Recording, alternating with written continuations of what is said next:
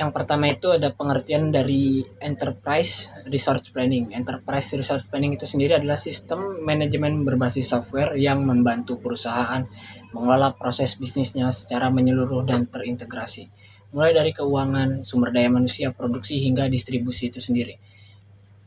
Berikutnya itu ada tujuan implementasi dari Enterprise Resource Planning. Tujuan implementasi itu sendiri itu pertama itu ada meningkatkan efisiensi operasional, meningkatkan kualitas dan aksesibilitas data, meningkatkan kemampuan pengambilan keputusan, dan terakhir mengurangi pemborosan dan kesalahan. Yang berikutnya itu ada keuntungan dari penggunaan ERP dalam sebuah perusahaan. Keuntungan penggunaan ERP dalam sebuah perusahaan itu dapat mampu menghadirkan informasi yang dibutuhkan antar divisi secara real time. Yang kedua itu mengintegrasikan data keuangan perusahaan sehingga top manajemen itu dapat mengontrol kinerja keuangan perusahaan dengan baik. Yang ketiga itu meningkatkan interaksi dan pelayanan terhadap pelanggan serta meningkatkan nilai perusahaan. Yang terakhir itu melaksanakan proses bisnis dengan sistem best practice sehingga dapat meningkatkan produktivitas dan peningkatan kualitas produk perusahaan. Modul yang ada dalam sistem Enterprise Resource Planning yang pertama itu ada Financial Accounting. Financial Accounting adalah modul inti penting yang didesain untuk memenuhi semua kebutuhan akunting dan keuangan suatu organisasi. Dengan modul ini, manajer keuangan maupun manajer-manajer lain di dalam bisnis dapat melihat posisi keuangan perusahaan secara real time. Selanjutnya, pertama ada Customer Relationship Management atau CRM. Apa sih CRM itu? Mengelola hubungan dengan pelanggan. Contohnya kayak menyimpan data pelanggan, supermarket seperti Alfamart atau Indomaret, terus mencatat keluhan pelanggan tentang produk kita, mengelola promosi dan diskon kepada pelanggan tertentu.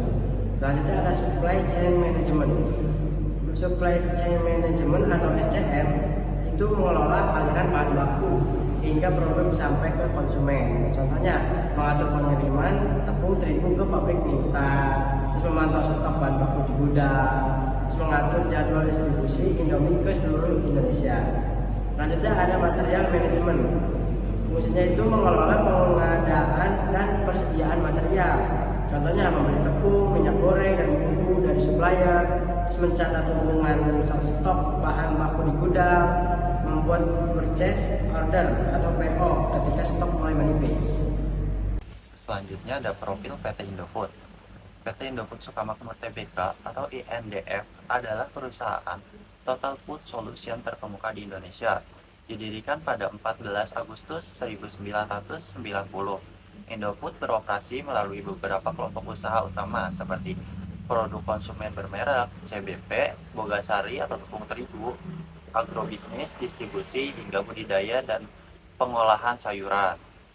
Nah, selanjutnya ada tujuan PT Indofood menerapkan ERP. Yang pertama itu untuk memperluas operasi dan meningkatkan efisiensi biaya. Dengan sistem ERP kelas dunia, Indofood bertujuan untuk memperluas operasinya sekaligus meningkatkan efisiensi biaya serta mengelompokkan pelanggan dengan lebih akurat, kemudian melayani setiap kelompok sesuai minatnya masing-masing. Tujuan yang kedua, menyatukan seluruh divisi dalam satu sistem terpadu. Tujuan utama dari implementasi ERP adalah menyatukan semua divisi yang ada pada perusahaan menjadi satu sistem yang dapat dikendalikan secara terarah. Kemudian tujuan yang ketiga, meningkatkan akurasi informasi untuk pengambilan keputusan. Ketika satu data dimasukkan ke dalam modul lain seperti pembayaran dan investasi akan diperbarui secara otomatis dan waktu nyata. Perangkat yang digunakan PT Indofood. PT Indofood mempercayakan SAP R3 sebagai solusi ERP, SAP APO sebagai solusi manajemen rantai pasok, dan MySAP Business Intelligence dengan SAP Business Information Warehouse atau SAPBW. Modul Enterprise Resource Planning atau disebut dengan ERP yang digunakan oleh PT Indofood. Yang pertama itu ada Human Resource, yaitu modul Human Resource manajemen sumber daya manusia dan modal manusia. Modul ini secara rutin menjaga kelengkapan database karyawan termasuk informasi kontak, rincian gaji, absensi, evaluasi kinerja, dan promosi. Yang kedua ada finansial, yaitu modul ini adalah inti dari seluruh sistem software ERP. Pada modul ini data keuangan dikumpulkan dari berbagai departemen fungsional dan menghasilkan laporan keuangan. Yang ketiga ada sales and distribution atau disebut dengan SD. Itu modul ini ditekankan pada penggunaan strategi penjualan yang sensitif terhadap perubahan yang terjadi di pasar. Fokus utamanya adalah untuk membuat struktur data yang mampu merekam, menganalisis, dan mengontrol aktivitas untuk memberikan kepuasan kepada pelanggan dan menghasilkan profit dalam periode akuntansi yang akan datang. Yang keempat ada Production Planning and Inventory Control, yaitu modul ini didasarkan pada pendekatan klasik dari MRP yang kedua dalam merencanakan dan mengendalikan jalannya material sampai kepada proses pendistribusian produk.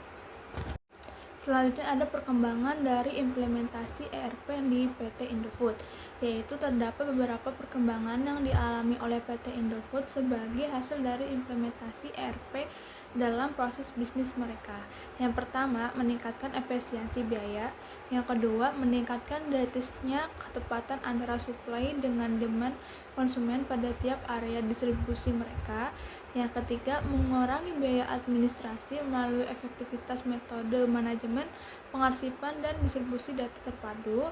Yang keempat, distribusi informasi yang diintegrasi sehingga mempercepat alur informasi sekaligus memberikan data akurat yang dibutuhkan untuk tiap jenjang pengambilan keputusan di tiap bagian, departemen, maupun tingkat manajemen perusahaan. Oke, selanjutnya ada menyesuaikan dengan minat konsumen untuk menciptakan efisiensi produksi dan memaksimalkan pendapatan. PT Indofood sendiri itu memanfaatkan SAP dalam menganalisis data transaksi penjualan secara mendetail guna mengenali pola perubahan minat konsumen dan meresponnya dengan secara cepat. Selanjutnya ada distribusi informasi.